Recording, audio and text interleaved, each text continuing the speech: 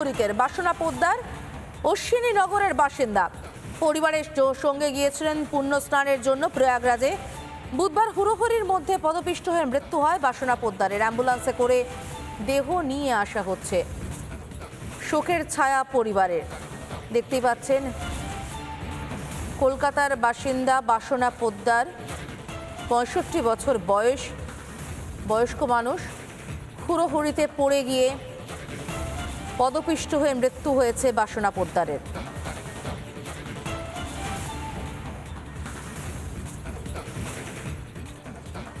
আমাদের সঙ্গে রয়েছেন আমাদের দুই প্রতিনিধি, রুমকি রয়েছেন বাসনা পোদ্দারের বাড়ির থেকে এবং আমাদের সঙ্গে রয়েছেন সৈকত গল্ফগ্রিন থানায় রয়েছেন, যেখানে প্রথমে দেহ আনা হবে। আমি শুরুতেই চলে যাব রুমকির কাছে। রুমকি, নিঃসন্দেহে আমি বুঝতে পারছি, আমরা সবাই বুঝতে পারছি পরিবারে এই মুহূর্তে শোকের ছায়া। তারা প্রথম খবরটা পেলেন কোথা থেকে? কারা কারা ছিলেন বাসনা পোদ্দারের সঙ্গে প্রয়াগরাজে?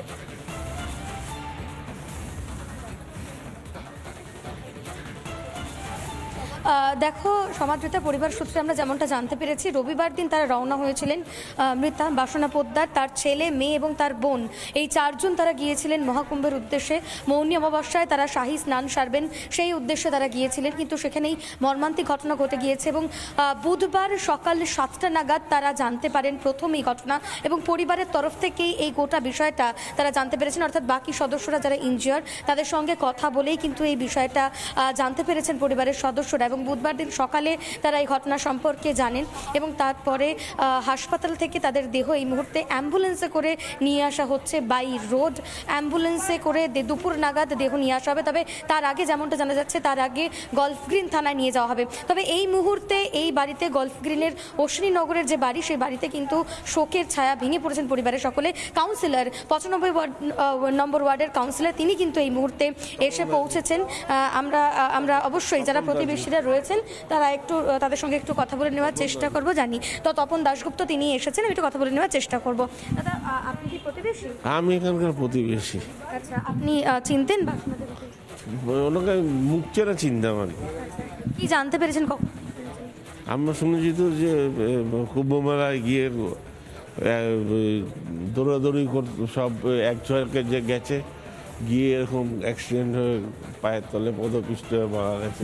শোকাহত প্রতিবেশীরাও তারা কিন্তু এই মুহূর্তে বাড়ির সামনে ছুটে এসেছেন। আমি একটু ভেতরে প্রবেশ করার চেষ্টা করবো, তার কারণ কাউন্সিলর ইতিমধ্যেই এসেছেন, তিনি কথা বলছেন। তপন দাশগুপ্ত তিনি ইতিমধ্যেই এসেছেন এবং তিনি কথা বলছেন পরিবারের সঙ্গে।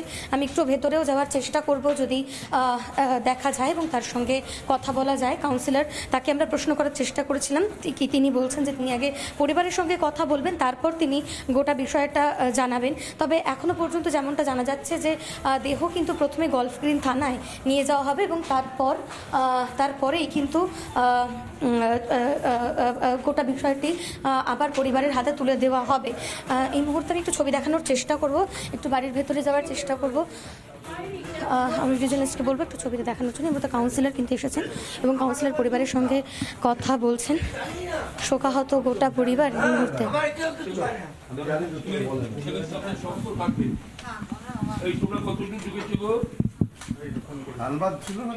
বেঙ্গলে ঢোকনি এখনো কি আসানসোল দিয়ে ঢুকছে? আচ্ছা, আমি তোমাদের বাড়িতে এসেছি, ঠিক আছে? আমার সামনে তোমার বাবা বসে রয়েছে, ঠিক আছে? তুমি একটু বাবার সঙ্গে ভালোভাবে কথা বলবে, ঠিক আছে? বাবা কান্নাকাটি করছে, তুমি একটু কথা বলো।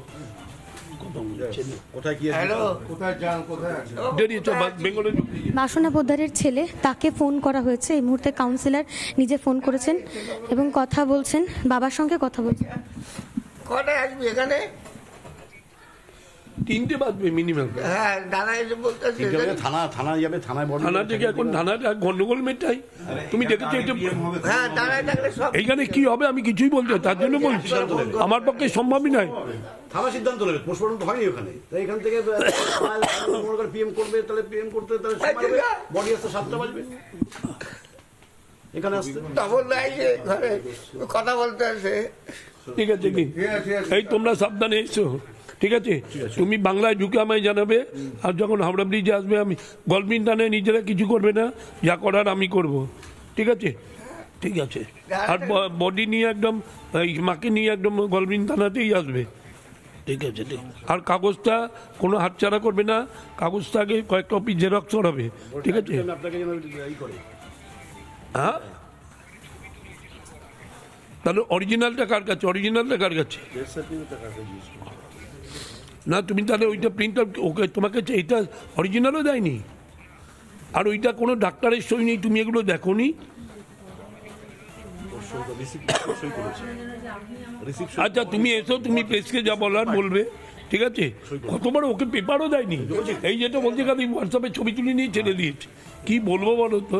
ঠিক আছে এসো, সাবধানে এসো। এগুলো ইসের লেভেলে জানান। একটু তপনবাবু একটু কথা বলার চেষ্টা করবো।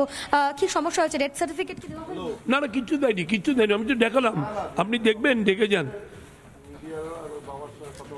দেখে যান, আপনি দেখুন, এই হচ্ছে পেপার, কি দিচ্ছে আমি তো পড়ে দেখালাম, দেখুন কি লেখা হচ্ছে, কার্যালয় প্রধানাচার্য গীতি বিটি লাল নরেক medical cancer medical college Prayagraj. কেন কিচ্ছু নেই, খালি ওকে দিয়ে সই করেছেন, এইটা ছেলের সই, ছেলেকে মায়ের বডিটা দিল সেটা লেখা আছে। আই রিসি ওই যে সুরজিৎ, এই কখন সময় কি লেখা রয়েছে? ওইসব কিছু ডেথ সার্টিফিকেট তো নয়, এটা দেখার হয়েছে যে খালি দিল, বডি দিয়ে দিল, মাদার হয় সেটা, এই তো লেখাই রয়েছে, দেখুন বড় করেছি, দেখুন সুরজিৎ পোদ্দার পুত্র পুত্রী বাসন্তী পোদ্দার 72A শ্রীনগর কলকাতা 40 শহীদ regent park PS golf green Kolkata 40। এবার মোবাইল নাম্বার দিয়েছে ওই যেটা আমি কথা বলছি, আধার নাম্বার দিয়েছে যে মারা গেছে, নামটাও তো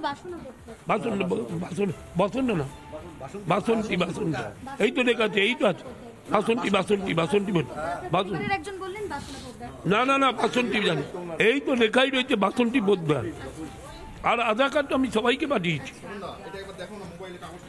এই তো দেখালাম তো, এই তো ওইটা কোনো তাতেও কোনো কারো সই নেই, কিছু বলবার কিছু বলার নেই। দেখো এই মুহূর্তে কিন্তু সার্টিফিকেট নিয়ে একটা আলোচনা চলছে, তার কারণ উত্তরপ্রদেশ সরকারের তরফ থেকে কোনো রকম কোনো ডেথ সার্টিফিকেট দেওয়া হয়নি। এই বিষয়টাই কাউন্সিলর পরিবারের সঙ্গে কথা বলার চেষ্টা করছেন, এবং নাম বাসন্তী পোদ্দার, এবং তার আনুমানিক বয়স 60 বছর, এবং 60 আনুমানিক বয়স 60 বছর, এবং তপন দাশগুপ্ত কাউন্সিলর তিনি এই মুহূর্তে এসেছেন, পরিবারের সঙ্গে কথা বলছেন, এবং প্রথমে দেহ নিয়ে যাওয়া হবে, কাউন্সিলরের যেমনটা জানালেন যে গল্ফ গ্রিন থানায় নিয়ে যাওয়া হবে। আপনারা কি ডেথ সার্টিফিকেটের ব্যবস্থা করবেন? আমি জানি না, অবস্থা বুঝে ব্যবস্থা করুন। বডিটা মারা গেছে দেখুন, কালকে ভোর 1:30 নাগাদ, 1:40 নাগাদ, সেখানে এখন কত ঘন্টা হচ্ছে দেখুন, এবং আমার নিজের ধারণা এখনো আসানসোলে ঢুকতে পারিনি, ওইখান থেকেও 6 ঘন্টা লাগবে, 3-4টে বাজবেই, তারপরে বাড়িতে আনবো, আগে থানা, বাড়িতে আনবো না, পোস্টমর্টম কি হবে? কি করে বলবো বলুন তো? আমি এখন শুনুন, কলকাতা পুলিশ কমিশনারের থেকে আরম্ভ করে কলকাতা কর্পোরেশন ডিজাস্টার ম্যানেজমেন্ট থেকে রাজ্য সরকারের ডিজাস্টার সব যোগাযোগ করেছে, আমি সবটাই বলেছি, আমি বলেছি শেষ আগে পৌঁছাক, সবই তো এইভাবে কথা হচ্ছে, আগে পৌঁছাক, দেখি আইনের কী অবস্থা জেনে নিয়ে সে অনুযায়ী সব জানাবো। কাউন্সিলরের সঙ্গে কথা বললাম আমরা সমাদৃতা, তিনি বলছেন যে আগে থানায় নিয়ে যাওয়া হবে এবং তারপরে থানা থেকে সিদ্ধান্ত নেওয়া হবে যে দেহ পোস্টমর্টম আবার করা হবে কিনা, কারণ পরিবারের সদস্যরা একবার আমাদের সঙ্গে যখন কথা বলেছেন তারা বলছেন উত্তরপ্রদেশের তরফ থেকে নাকি অলরেডি পোস্টমর্টম করা হয়েছে। এই বিষয়টা একটু একেবারেই নয়, কে বললো উত্তরপ্রদেশ সরকার থেকে কি করেছে? পরিবারে কেউ না, আমি কালকে রাতে ছেলের সঙ্গে কথা বলছি, কোনো পোস্টমর্টম হয়নি, কেউ কোনো পোস্টমর্টম হয়নি, কোনো কিছু নেই। ময়না তদন্ত হবে কিনা সেই বিষয় নিয়ে অদ্ভুত কনফিউশনের জায়গা আমরা বুঝতে পারছি রুমকি, এই মুহূর্তে পরিবারের সামনে বেশ একটা দ্বিধাদ্বন্দ্বের জায়গা তৈরি হয়েছে। রুমকি তুমি থাকো, ওদের সঙ্গে আমি আবারও যাবো পরে তোমার কাছে। নানা ধরনের কন্টেন্ট দেখার জন্য লাইক করুন, শেয়ার করুন আমাদের ফেসবুক পেজ, সাবস্ক্রাইব করুন আমাদের ইউটিউব চ্যানেল, পাশাপাশি অন্যান্য ব্রেকিং নিউজের জন্য অবশ্যই চোখ রাখুন রিপাবলিক বাংলায়।